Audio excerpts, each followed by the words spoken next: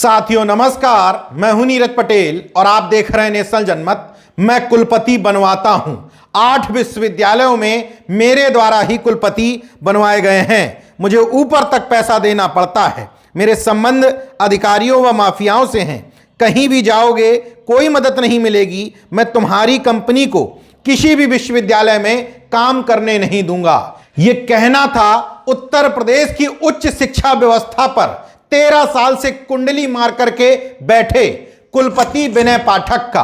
और यह आरोप लगाए हैं शिकायतकर्ता डेविड मारियो डेनिस ने, जो एफआईआर दर्ज कराई है उसकी शुरुआत इसी तरीके से शिकायतों से होती है। वो कुलपति जो कहता था कि मैंने 9 कुलपति बनवाए हैं, वो कुलपति एसटीएफ से ईमेल भेज करके गुहार लगा रहा है कि मुझे 25 नवंबर तक की मोहलत दे दो हुजूर, मैं बीमार हूं, मेरा इलाज चल रहा है।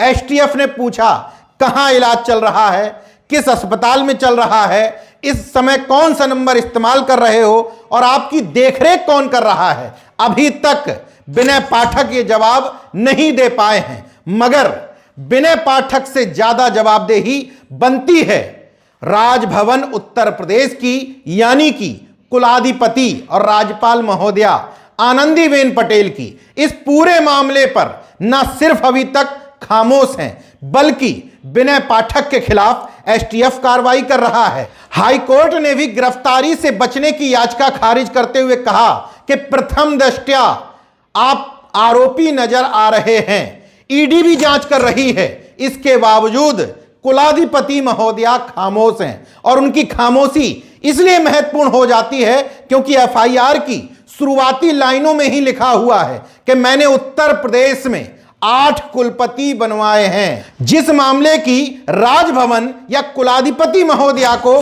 खुद जांच करवानी चाहिए थी, वो जांच तो छोड़ दीजिए, विनय पाठक पर कार्रवाई करने की हिम्मत नहीं पड़ रही है। जब से आनंदीबेन पटेल राज्यपाल हुई हैं, मेरी जानकारी के हिसाब से एक ही कुलपति को अनियमितताओं के आरोप लगने के बाद उन्होंने बुला करके इस्तीफा लिया। वो थे राम मनोहर लोहिया अवध विश्वविद्यालय के कुलपति डॉक्टर रविशंकर सिंह। यहां मैं क्यों ना बताऊं कि वो पिछड़ी जाति के थे। विनय पाठक पर आज से नहीं 13 साल से जब से वो कुलपति हैं लगातार आरोपों की झड़ी लग रही है।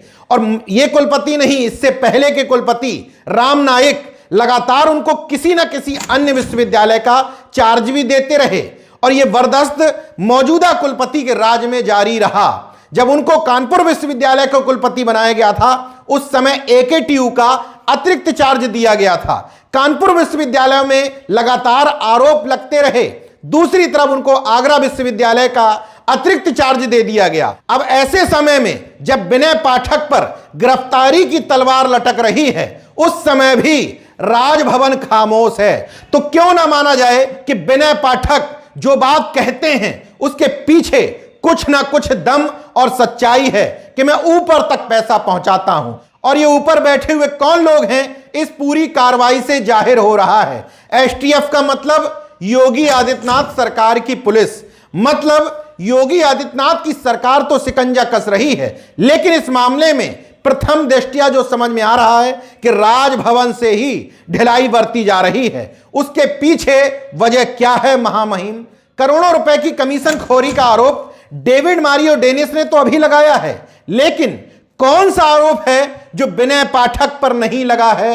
नियुक्तियों में गड़बड़ी का आरोप, भ्रष्टाचार करने का आरोप, ब्राह्मणवाद फैलाने का आरोप, करोड़ों अरबों के घोटाले घपले का आरोप, अयोग्य लोगों को प्रोफेसर तक बना देने का आरोप, अपनी थीसिस चोरी करके पीएचडी करने का आरोप, साहित्यिक चोरी का आरोप, प्रोफेसर ना होने पर भी खुद को अपने बायोडाटा में प्रोफेसर बनाने का आरोप। कौन सा आरोप है जो विनय पाठक पर नहीं लगा है? इसके बावजूद न सिर्फ राजभवन खामोश है, कार्रवाई तो हो रही है उत्तर प्रदेश सरकार द्वारा, लेकिन जिस तरीके से केंद्र सरकार की ईडी, सीबीआई, इनकम टैक्स अन्य मामलों में कार्रवाई करती है, वो तेजी नजर नहीं आ रही है। एसटीएफ भी जिस तरीके से अन्य मामलों में कार्रवाई करती हुई दिखती है, इस मामले में कहीं ना कहीं दबाव में नजर आ रही है।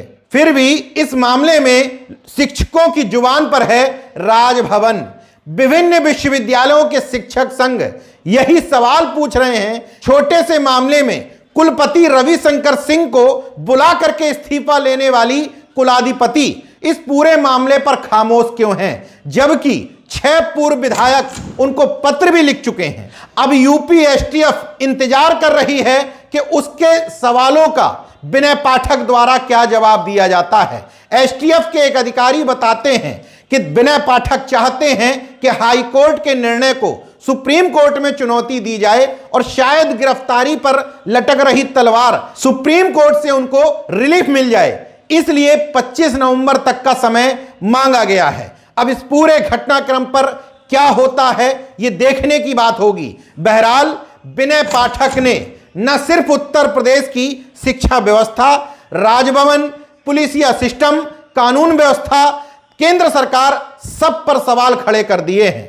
देखते रहिए नेशनल जनमत, जागरूक और सजग बने रहिए। जय विज्ञान, जय संविधान, जय लोकतंत्र। धन्यवाद।